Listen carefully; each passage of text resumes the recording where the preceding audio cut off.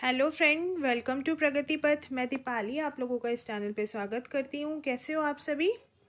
देखिए, जैसा कि आप सभी को पता है, हम लोगों ने पीवाईक्यू रिवाइज करने स्टार्ट कर रखे हैं। उसमें ये ईवीएस की 8th क्लास है। इससे पहले कि कोई भी क्लास अगर आप लोगों ने मिस की हो तो आप उनको प्लेलिस्ट में देख सकते हो, अदरवाइज़ आप डिस्क्रिप्शन बॉक्स में उनके लिंक ईजिली पा सकते हो। देखिए, आप हमारी इस सीरीज़ से जुड़िए। इससे आपके हर तरह के क्वेश्चन कवर होंगे और आप बहुत अच्छे मार्क्स के साथ सीटेट क्वालिफाई कर पाओगे। अभी तक अगर चैनल को सब्सक्राइब नहीं किया है तो सब्सक्राइब करो, बेल आइकन को प्रेस करो। टाइम टू टाइम आपको क्या होगा, चैनल की सभी इन्फॉर्मेशन टाइम से मिल जाएगी। तो चलिए हम स्टार्ट करें अपनी आज की सीरीज़ को। तो आज की सीरीज़ में हम लोगों का पहला क्वेश्चन है, निम्नलिखित प्रश्नों के उत्तर देने के लिए सबसे उचित विकल्प चुनिए। Answer the following question by selecting the most appropriate option. आपको सत्य कथन चुनना है, ट्रू स्टेटमेंट चुननी है। हाथी गंदे पानी में खेलना पसंद करते हैं क्योंकि इससे उनके शरीर को ठंडक मिलती है। अधिकांश हाथी दिन में लगभग 10 घंटे आराम करना और सोना पसंद करते हैं। 3 महीने के हाथी का वजन 200 किलोग्राम होता है। अधिकांश बड़ा हाथी एक दिन में लगभग 100 किलोग्राम पत्ते झाड़ियाँ खा लेते हैं। ठीक है। Elephants love to play with muddy water because वो उनकी स्किन को कूल रखता है। Most elephant like to take rest and sleep nearly 10 hours a day. A 3 month old elephant weight about 200 kg. Most adult elephant eat about 100 kg of leaves and twigs in a day. देखो, ये question आप लोगों को याद होगा। तो मैंने आपको एक स्पेशली एक छोटी वीडियो बनाकर उसमें मैंने आप लोगों को एलिफेंट से रिलेटेड जितने भी तथ्य थे वो करवाए थे जो आपके एग्ज़ाम में आने लायक थे, है ना। तो अगर आप लोगों ने वो वीडियो ना देखी हो तो एक बार देख लेना ताकि इजीली आप इसका आंसर कर पाओ। और ऐसा क्वेश्चन आपको सीटेट में ज़रूर देखने को मिलेगा, ये चीज़ भी मैं आप लोगों को बता देती हूँ। तो देखिए, राइट ऑप्शन क्या होगा। हाँ, वो गंदे पानी में खेलना पसंद करते हैं। वो ज़्यादा आराम नहीं करते हैं, 3 से 4 घंटा सोते हैं वो दिन में, बस वो ज़्यादा रेस्ट नहीं करते हैं। हाँ, दिस इज़ ऑल्सो ट्रू कि 200 kg ही होता है, के आसपास ही होता है 3 महीने के हाथी का जो वज़न होता है हाथी के बच्चे का। और हाँ, ये स्टेटमेंट भी राइट है। तो हमारा राइट ऑप्शन कौन सा है? ऑप्शन नंबर 3, जिसमें हम फर्स्ट, थर्ड और फोर्थ को मतलब जो ट्रू स्टेटमेंट्स हैं, ठीक है, जो ट्रू स्टेटमेंट बताता है, ऑप्शन नंबर सी। तो आप एक बार वो वीडियो देख लेना, आप लोगों को हेल्पफुल होगा। नेक्स्ट करते हैं, मधुबनी चित्रकला के बारे में सही कथन चुनो। Select the correct statement about Madhubani painting. इन चित्रों को बनाने में नील, हल्दी, फूल, पेड़ों के रंग आदि का इस्तेमाल किया जाता है। मीन्स नेचुरल कलर्स को यूज़ किया जाता है। ठीक है। इन चित्रों में इंसान, जानवर, पेड़, फूल, पंछी, मछलियाँ आदि इनके मतलब पिक्चर्स बनाई जाती हैं। यह लोक चित्रकला बहुत पुरानी है और इसका नाम मधुबनी नामक स्थान पर पड़ा है। मधुबनी राजस्थान का अति प्रसिद्ध जिला है। क्या मधुबनी राजस्थान के डिस्ट्रिक्ट है? तो देखिए, आपका राइट ऑप्शन क्या होगा। देखो, मधुबनी बिहार का राज्य है, ठीक है, ना कि राजस्थान का। और ऊपर की तीनों स्टेटमेंट ट्रू है, तो ए बी सी देखो कि किस में है, ऑप्शन नंबर 4 में है। ठीक है। मधुबनी पेंटिंग का जो टॉपिक है ना, वो भी सीटेट के लिए बहुत इंपॉर्टेंट है। ये टॉपिक भी मैं आप लोगों के लिए एक स्पेशल वीडियो बनाकर ज़रूर लेकर आऊँगी। ठीक है। नेक्स्ट चलते हैं।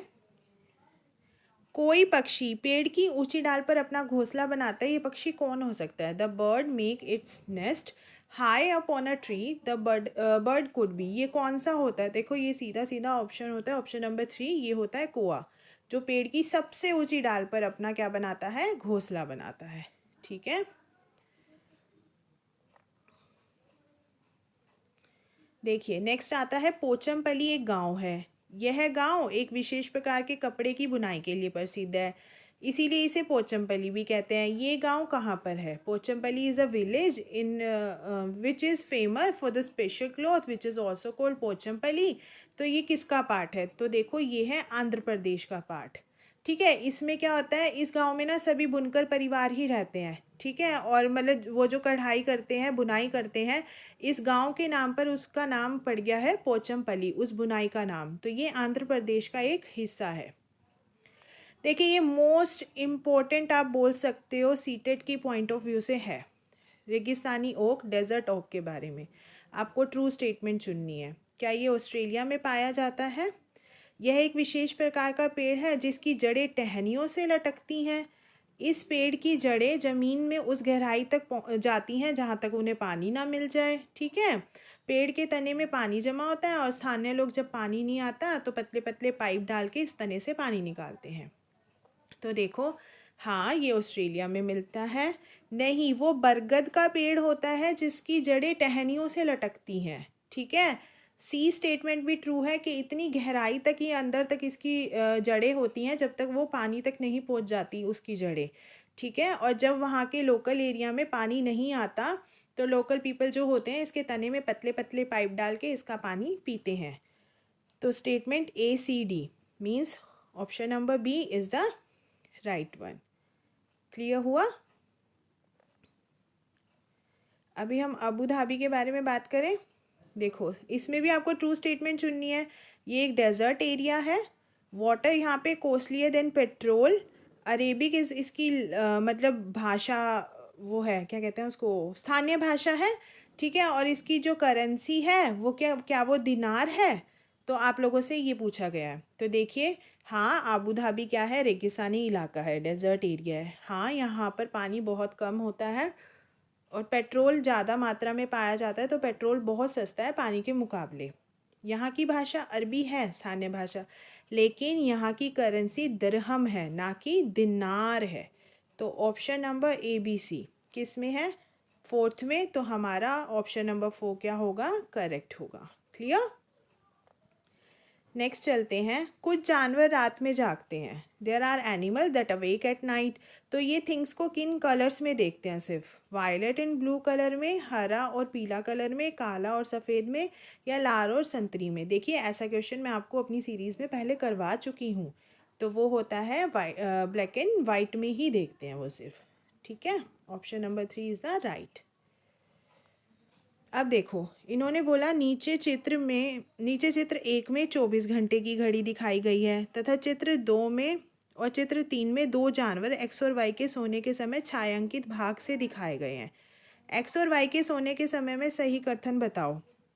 एक्स 20 घंटे सोता है जबकि वाई 18 घंटे सोता है। एक्स 18 घंटे सोता है जबकि वाई 4 घंटे सोता है।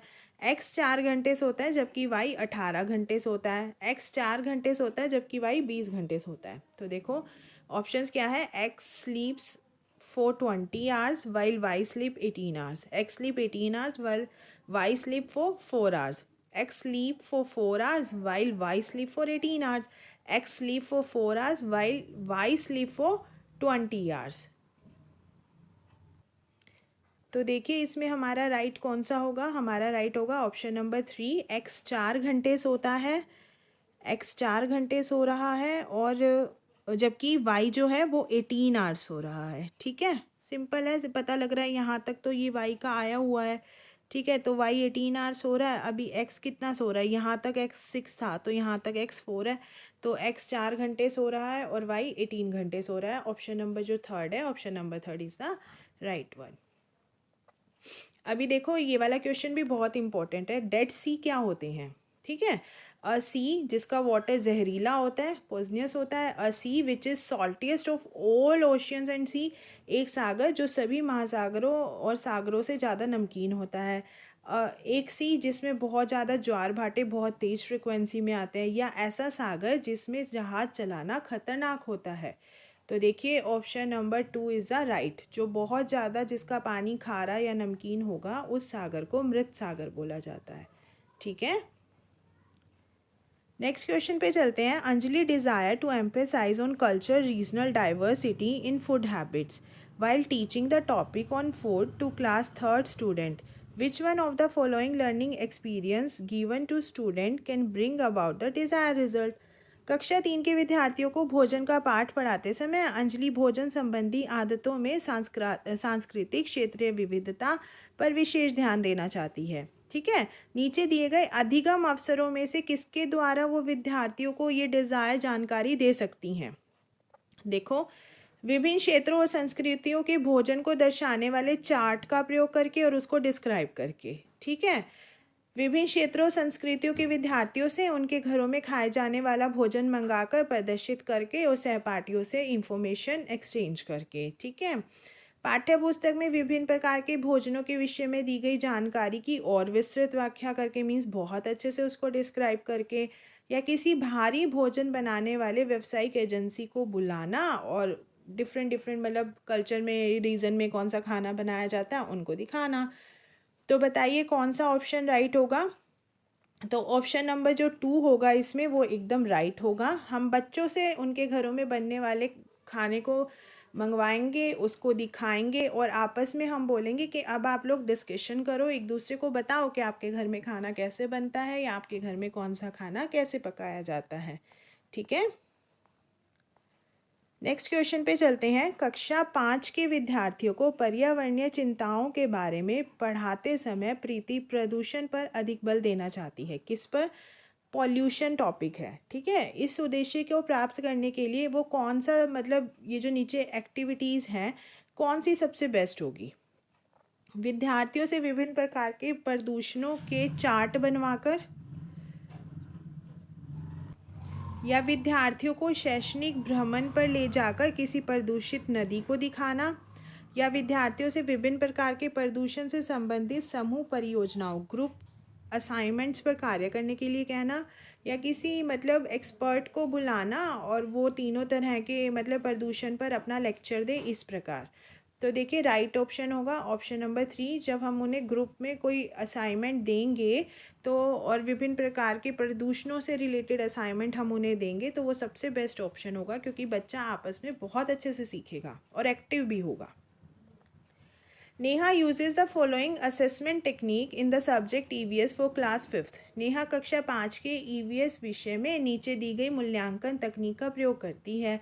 हैंड ऑन एक्टिविटी, हस्त सिद्ध क्रियाकलापों का, ठीक है, होम असाइनमेंट जो दी हुई है, या प्रोजेक्ट वर्क दिए हुए हैं, या ऑरल टेस्टिंग। ठीक है, तो नीचे में से दी गई कौन सा युगल सबसे वस्तुनिष्ठ मूल्यांकन दे सकता है, मीन सबसे अच्छा कौन सा मतलब हमारे ऑब्जेक्टिव असेसमेंट होगा। तो देखिए ऑप्शन है सेकंड, थर्ड, फर्स्ट और फोर्थ, सेकंड और फोर्थ, या फर्स्ट और सेकंड।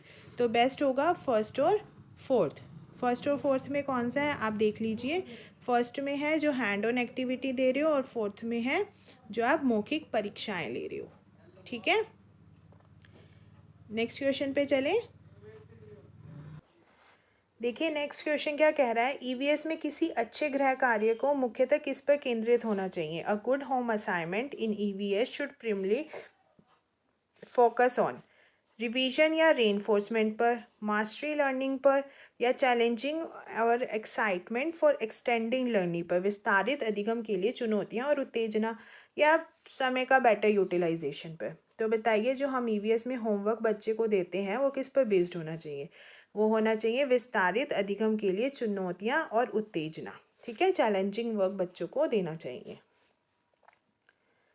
नेक्स्ट पे चलते हैं। शालिनी ने कक्षा 4 के विद्यार्थियों को विज्ञान केंद्र दिखाने के लिए शैक्षणिक भ्रमण की योजना बनाई है। नीचे दिया गया कौन सा सामान्य निर्देश इस भ्रमण के लिए अप्रासंगिक है? Shalini has planned a field trip for class 4 student to the science centre. Which of the following general instruction given to the student is irrelevant? ठीक है, अप्रासंगिक है, मीन्स कौन सी नेगेटिव स्टेटमेंट है? प्रदर्शन के समय अपनी शंकाओं के बारे में प्रश्न पूछना, मीन्स अपने डाउट्स के बारे में पूछना। अपने दिन भर का पूरा बस्ता लेकर आना। बिना मुझे सूचित किए कहीं न जाना। ठीक है, take a notepad and pen with you.